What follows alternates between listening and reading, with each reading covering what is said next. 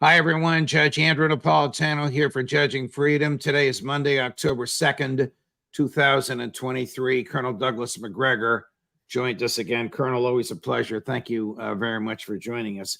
I want to talk to you about a piece that you are publishing later this week entitled Washington on the Knife Edge. And of course, I encourage everyone watching us now to get a copy of that, log on to it and read it, Washington on the Knife Edge. But before we get to the salient points in your piece, who is behind the long and loud portrayal of the Russian military as weak, demoralized, and dysfunctional? Well, my suspicion is that this is once again sort of cooked up by a combination of MI6 and the Central Intelligence Agency. It's part of the larger narrative, and that was wholeheartedly embraced, obviously, by the senior military leadership of the United States and Great Britain in particular. I think you could probably throw Australia into that mix, to a lesser extent, other European powers who want to maintain this sort of disparaging picture of Russia in general, but its military in particular.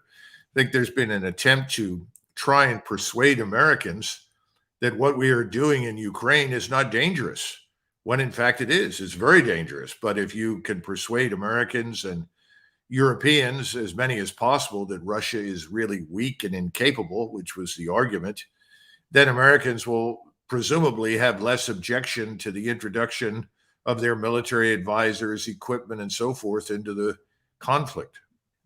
So did American intel and their Western partners fully and adequately and accurately assess Russian strength and morale and just lie about it? Or do they really and truly believe that the Russian military is dysfunctional, and as bad as Ukraine is, it can stop them or even push them back? Stated differently, wasn't there a moral obligation on the part of the American Defense Department before getting us involved in this to make a serious, mature, and accurate assessment of Russia's strengths? I think you're absolutely right. They had a moral and professional obligation both to tell people the truth. But the problem that we have in the English-speaking world and in the United States in particular, sort of bad habit of disparaging foreign military forces and their leaders that we don't really know very well.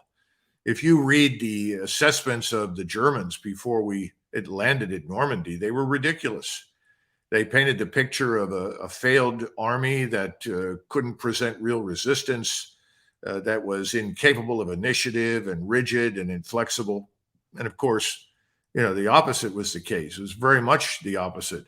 We took a similar view of the Japanese. So did the British.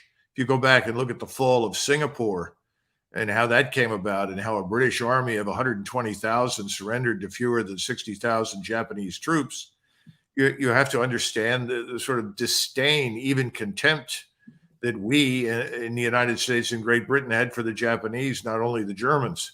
So this is not new. And historically, even Europeans who were closer to Russia had a bad habit of misjudging the Russians. Frederick the Great did it. And on one occasion, it almost cost him the total destruction of his army. From that point forward, the Prussians and the Germans in general took a different position. But historically, it's always been a problem, Judge.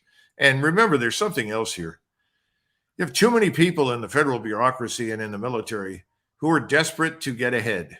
They will willingly misinform their superiors. Why do I say misinform? By providing them what they want to hear. Right. There's no real room for somebody. It's everybody's on the bus to Abilene. For your viewers, if you go look at the Abilene paradox, it's this groupthink that says no one wants to stand out. Everyone wants to be on board. Everyone wants to be on the team. So everybody gets on the bus to Abilene that takes hours. It goes to a dinner that nobody really wants in Abilene because the one or two people that spoke out against it were immediately shunned and suppressed by the few that wanted to go. This is an old story. It's a hugely destructive influence. It's very strong in the U.S. military and in our federal bureaucracy, and I suspect in the intelligence community. Here's an example of a man who apparently mastered it because he retired with 4 stars. And at the time of his retirement, he was the commander in chief of military forces in all of Europe, General Ben Hodges, making a statement about Russia, which, well, it's relatively brief. It's some 60 minutes over the weekend, and you'll hear it and see it. And I'm anxious to hear, you will like it. I'm anxious to hear your comment on it. If you think about it, Russia has been for decades and still is an existential threat for Europe and the United States. I mean, just listen to what their leaders say. Look at the thousands of nuclear weapons. They clearly will keep going if they're not stopped. It sounds like you're saying stopping Vladimir Putin in Ukraine directly benefits every American. Absolutely. This war is about so much more than just Ukraine. Colonel. Well, the Russians at the outset of this war had about 190,000 troops assembled for intervention in Ukraine. Of that number, they initially only sent 90,000 in. And as we've discussed before, I think Putin was under the misapprehension that this would signal his resolve and Russia's resistance to the transformation of Ukraine into a platform for the projection of hostile military power from the United States and NATO toward Russia. Well, he was wrong. And there was no intent to negotiate or compromise, and the rest is history. So we go from a situation where the Russian military was clearly too small for the mission assigned to it, to a Russian military that has grown dramatically and increased in lethality and capability over the last year plus.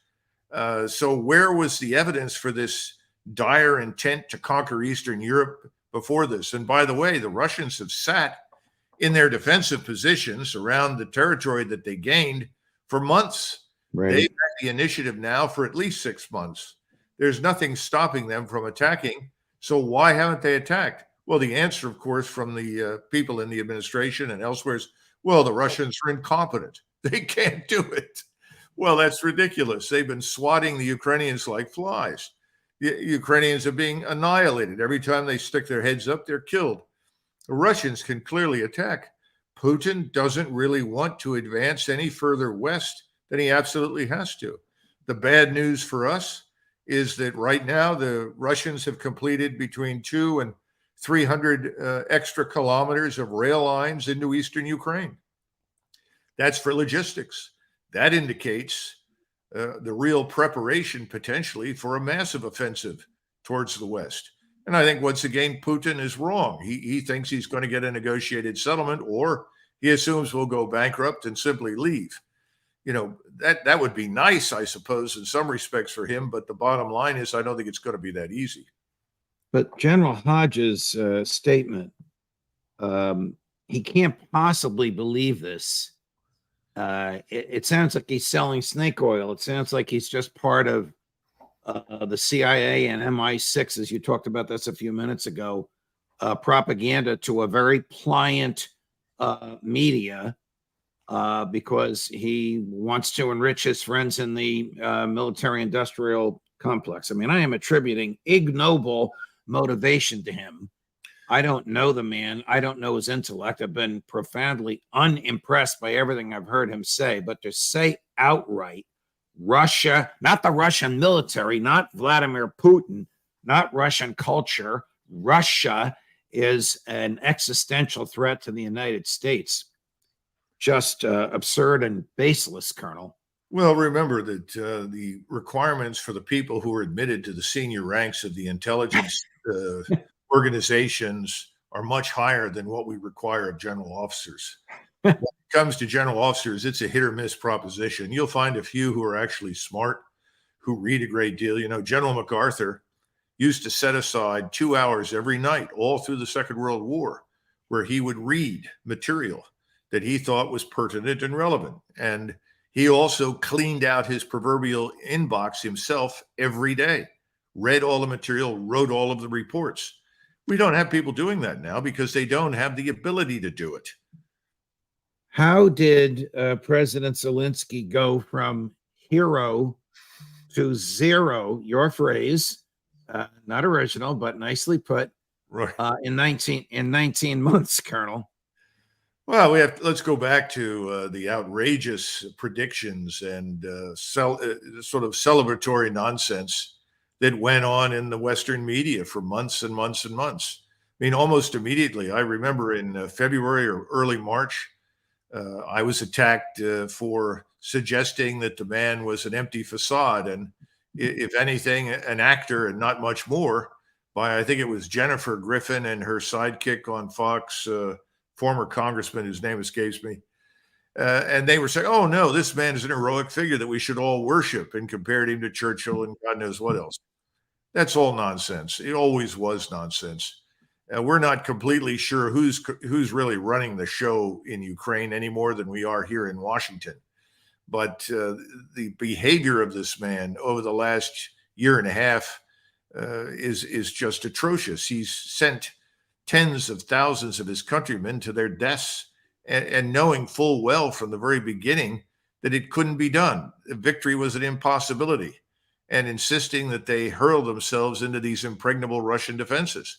He still wants them to do it again and again and again. And there's no political rationale that justifies this.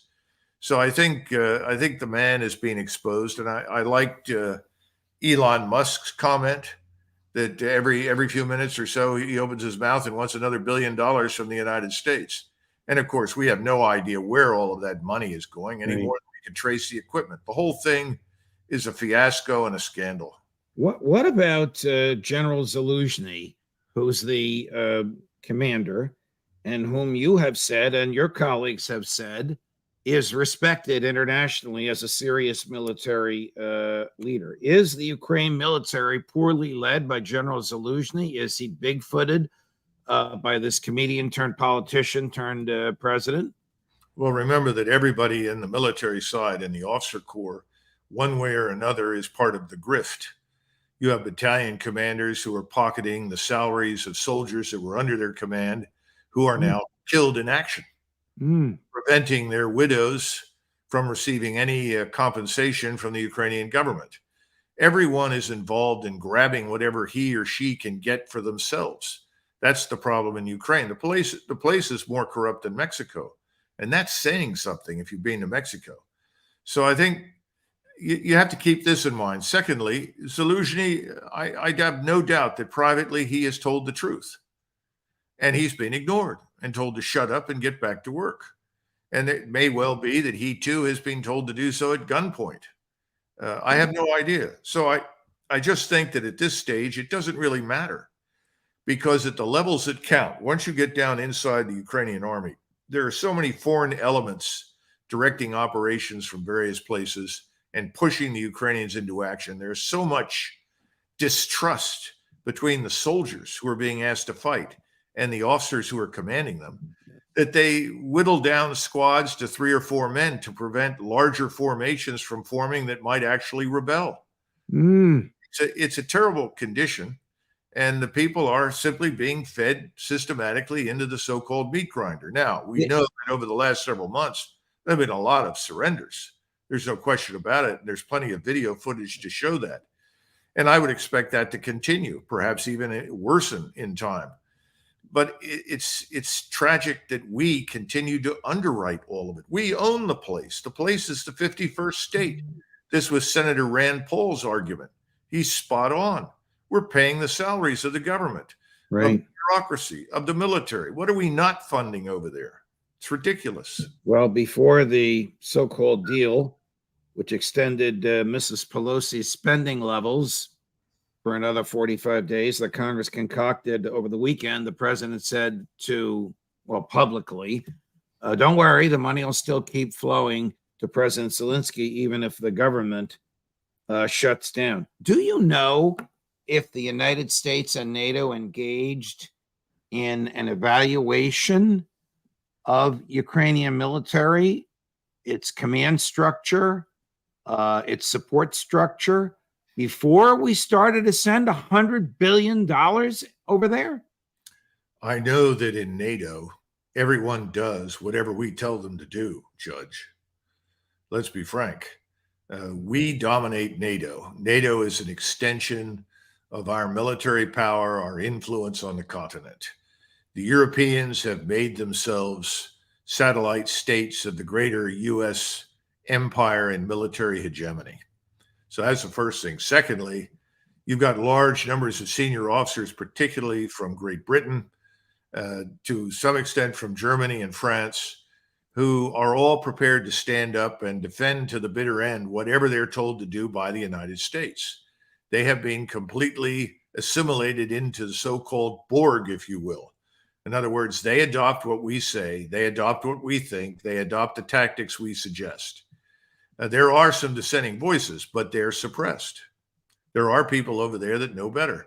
You know, you've had General Kuyat, a German retired four-star who's been very prominent in Germany, speaking out against the stupidity, saying, you know, Russia's a great power, whatever made you think otherwise. But, you know, he's the Lone Ranger. The vast majority are sort of zombies who simply march in the direction that we send them. So it didn't matter if you did in NATO a serious evaluation. You were going to be told, this is what you're doing, get on with it, or you're out of a job. You mentioned earlier, whoever's in charge of the American government, we're going to play a clip which is embarrassing for the president. It's a presser that he had earlier today, and the question asks, can you trust Speaker McCarthy? The conversation that precedes what we're about to tell you was, okay, McCarthy and the Republicans made a deal with the Democrats. No more aid to Ukraine, but we'll fund the government at the Pelosi levels. I have been harshly critical of this deal, but it's a done deal. The president signed it. So then the question is, how can you trust Speaker McCarthy to come through with aid to Ukraine when he sold it out in order to get this legislation that you just signed into office? So at that point, we enter the presser. It is difficult to watch the President of the United States of America at the end of his attempts to answer these simple questions. Are you going to be able to trust Speaker McCarthy when the next deal comes around? We just made one about Ukraine, so we'll find out. But are you worried that he is going to be forced by fellow Republicans to back away from any deal he cuts with you? I hope this experience for the Speaker has been one of a personal revelation. I'm not being facetious.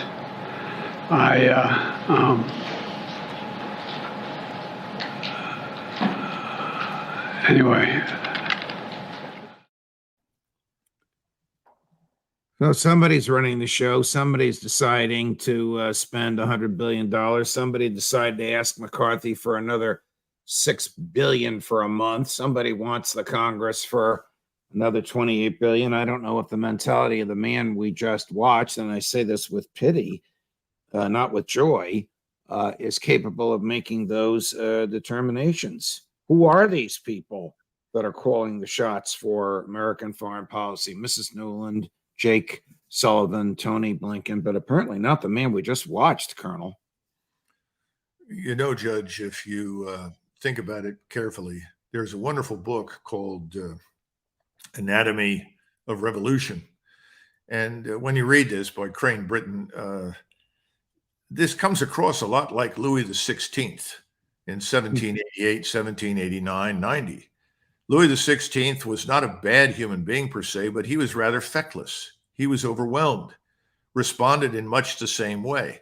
And the people that were advising him were also people that were neither officially appointed in most cases, nor were they obviously elected to anything.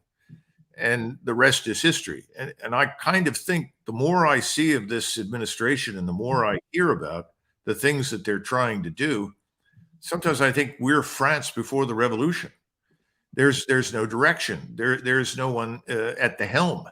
We are sort of at the mercy of the prevailing winds. And those prevailing winds for the moment come from the wealthy people that influence and shape policy through their respective minions, people like Newland and Blinken and Sullivan and others.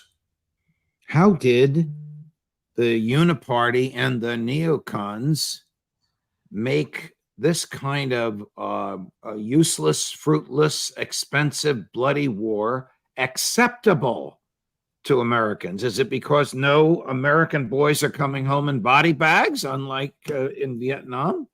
Well, that's a critical component of it, yes. First of all, keep in mind, most Americans on any given day, and I try to tell my friends in Europe and Northeast Asia this all the time, and they look at me a little strangely.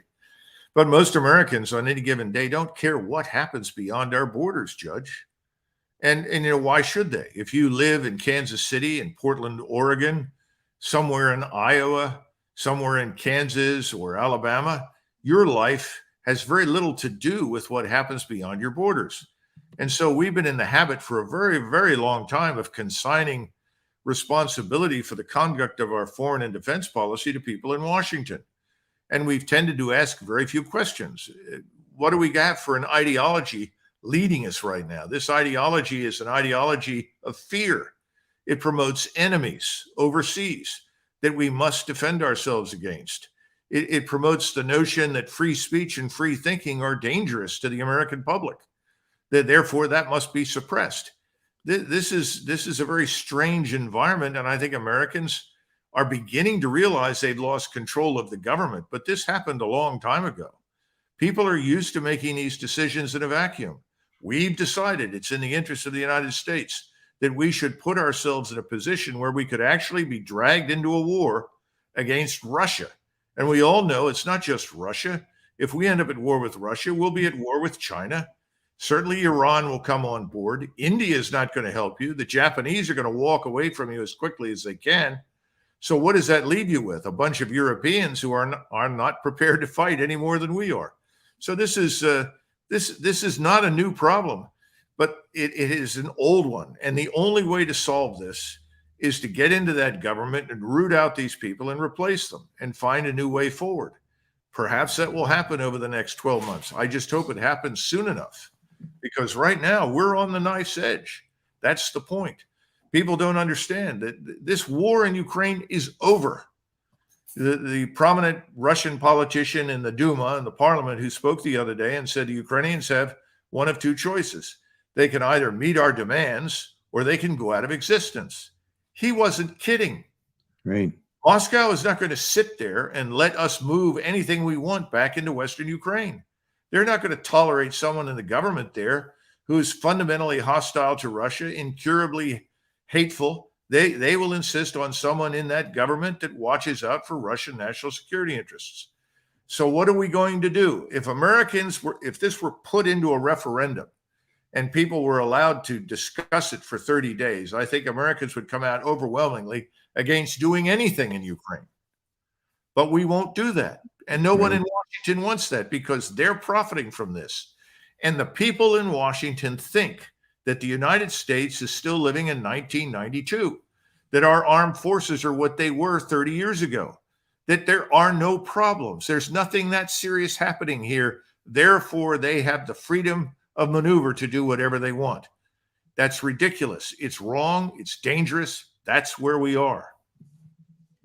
Colonel, you're eloquent and brilliant as always. Thank you very, very much for joining us. The column, for those of you that want to read it, which I guess will be out in a day or so, is called Washington on the Knife Edge. In American Conservative. The American Conservative, by our dear friend, Colonel Douglas Macgregor. Colonel, always a pleasure. We'll see you again soon, sir. Thank you very much. Sure. Wow. More as we get it, my dear friends. It's only Monday, and that is a lot to think about already. We're up to 203,000 subscriptions. Our goal is 250,000 by Christmas time. I'm still trying to comprehend everything that he said.